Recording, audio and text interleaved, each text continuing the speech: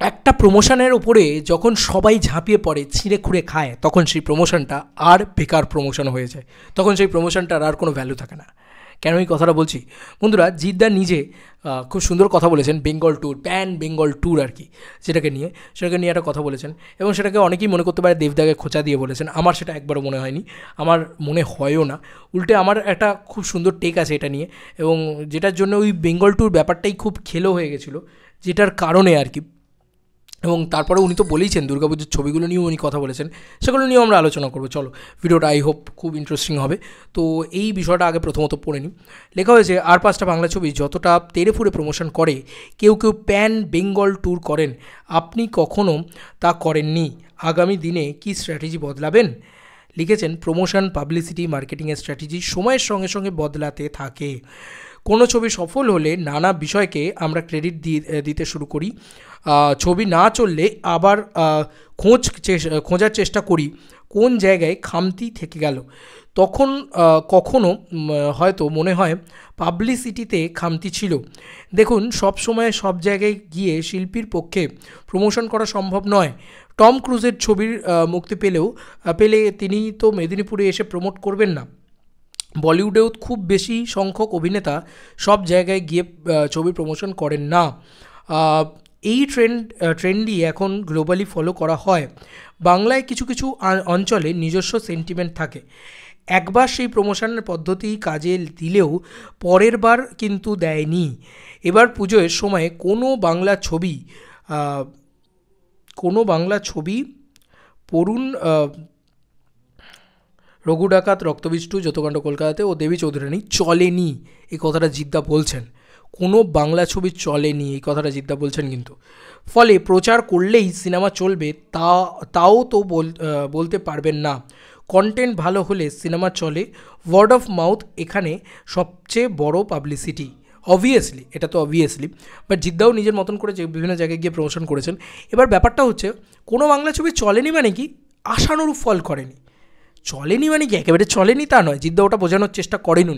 উনি বলতে চাইছেন যে খাদান লেভেলে তো ব্যবসা করেনি রঘু ডাকাত, এটা তো মানতেই হবে, যে সবাই জানে, আমরাও জানি, প্রত্যেকে জানি। আমরা চরম রঘু ডাকাতের সাপোর্টার আমি হয়েও বলছি খাদান লেভেলে ব্যবসা করেনি। তো এবার ব্যাপারটা হচ্ছে যে উনি কি বলতে চেয়েছেন।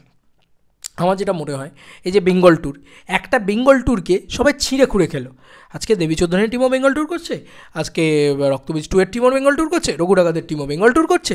খাদানের সময় তো সেটা হয়নি, খাদান একা বেঙ্গল ট্যুর করেছিল, ইউনিক প্রমোশন ছিল।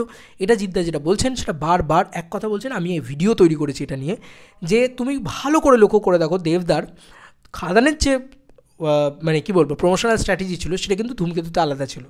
ধূমকেতুতে কিন্তু একটা ইভেন্ট করা হয়েছিল একটা লোকেশনকে কেন্দ্র করে, আর খাদানের ক্ষেত্রে কিন্তু গোটা বেঙ্গল ট্যুর করা হয়েছিল।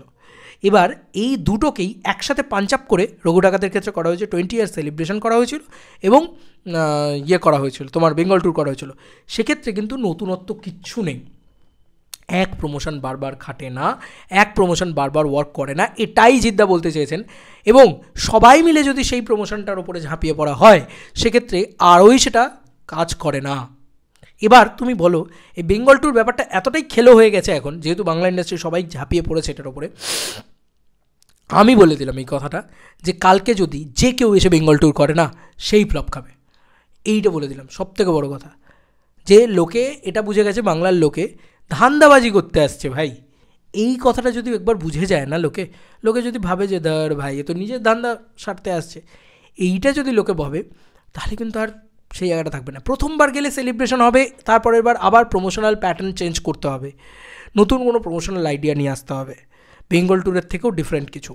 ডেফিনেটলি বলছি, বেঙ্গল ট্যুর হিউজ কালেকশন এনে দিয়েছে, বেঙ্গল ট্যুর হিউজভাবে ওয়ার্ক করেছে, কিন্তু বারবার এক জিনিস ওয়ার্ক করবে না, এটাই জিদ্দা বলতে চেয়েছেন।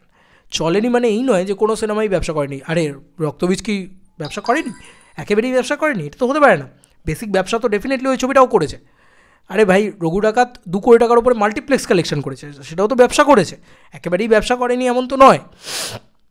মাল্টিপ্লেক্স কালেকশনের কথা বলছি, হ্যাঁ, সোকল্ড। আমি কিন্তু মানে সিঙ্গেল স্ক্রিনে ঢুকছি না, আমি মাল্টিপ্লেক্সের কথা বলছি, সেখানে তো কোনো চলটল মেশানো যায় না।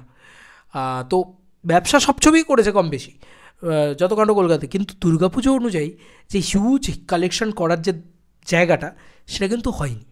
এটাই হচ্ছে ব্যাপার। এবং দুর্গাপুজো তুমি যদি খুব ভালো করে দেখো, দুর্গাপুজো কিন্তু একটা সার্টেন ক্যাপই রয়েছে। প্রত্যেকটা বাংলা ছবি একটা সার্টেনই ব্যবসা করে, তার বেশি ব্যবসা করেও না। যাই হোক, এটাই মানে জিদ্দা বলছেন যে চলেনি মানে কি, আশানুরূপ ফল করেনি। যে ফলটা আমরা, কে ভেবেছিল, সবাই তো ভেবেছিল রঘু টাকা 30 কোটি টাকার ব্যবসা করবে, করেছে? করেনি তো। তাহলে মানে এমন নয় যে বেঙ্গল ট্যুর করলেই চলবে, ঠিক আছে? এইটাই জিদ্দা বলছেন যে টম ক্রুজ এসে মেদিনীপুরে প্রমোশন করবেন, কেন টম ক্রুজ এসে মেদিনীপুরে প্রমোশন করবেন? কিন্তু ব্যাপারটা হচ্ছে যে শাহরুখ খানও কখনো ট্রেনে ট্রেনে প্রমোশন করেছেন চেন্নাই এক্সপ্রেসের সময়, কিন্তু সে তো প্রতিটা ছবিতে ট্রেনে গিয়ে প্রমোশন করেননি। এইটা বুঝতে হবে। আঞ্চলিক একটা সেন্টিমেন্ট ছিল প্রথম যখন গেছিল দেবদা, তার পরের বার যখন গেছে তখনই ঘেটে গেছে ব্যাপারটা, মানে সেই জায়গাটা তৈরি হয়নি আর, যে আর মানে প্রতিটা ছবিতেই যদি দেবদা এখন শিলিগুড়ি যায় তাহলে সেই জিনিসটা তৈরি হবে।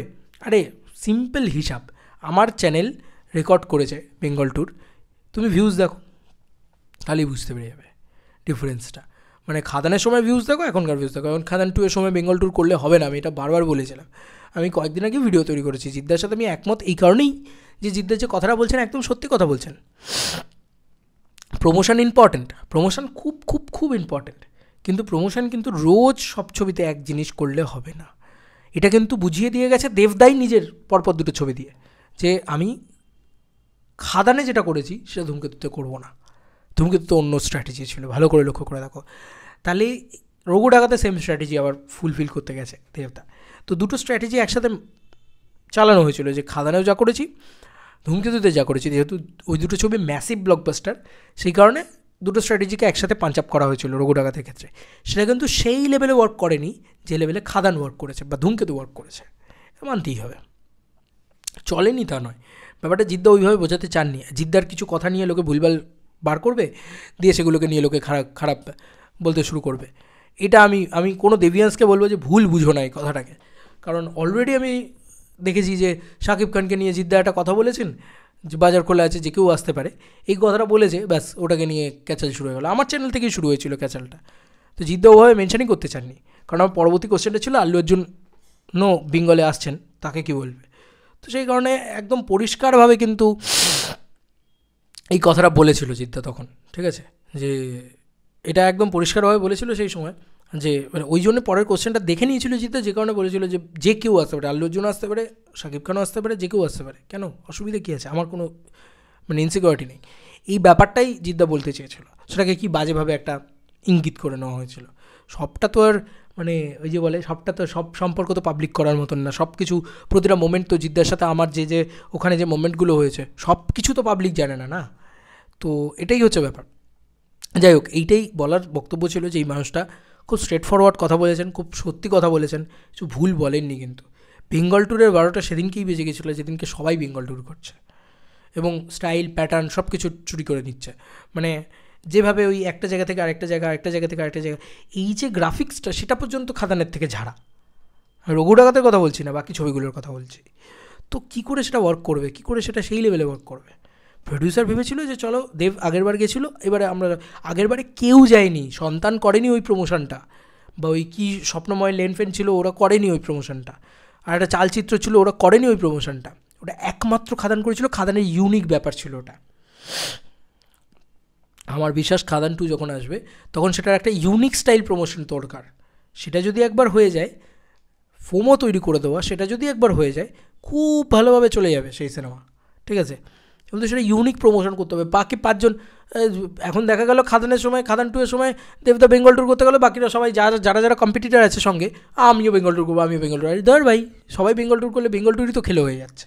এটাই জিদ্দা বলতে চেয়েছে, যে কোনো প্রজেক্ট জিদ্দা মাচা করেন না, মাচা ডেফিনেটলি করেন, কিন্তু এটা মানতেই হবে যে মাচা আর বেঙ্গল ট্যুর ব্যাপারটা কিন্তু এক নয়। তো এই ছিল এখনকার মতো ভিডিও। তোমাদের আর কি মতামত জিদ্দার এই স্টেটমেন্ট? আমি তো এগ্রি করছি জিদ্দার কথার সাথে, আমি বারবারই এই কথাটা বলেছি যে আগের বারের মতন বেঙ্গল ট্যুর ওয়ার্ক করেনি। তো সেটাই আর কি বিষয়। তোমাদের আর কি মতামত ভিডিওটাকে নিয়ে জানিও কমেন্ট সেকশনে। চলো বন্ধুরা, নতুন কোনো ভিডিওতে দেখা হবে, বাই।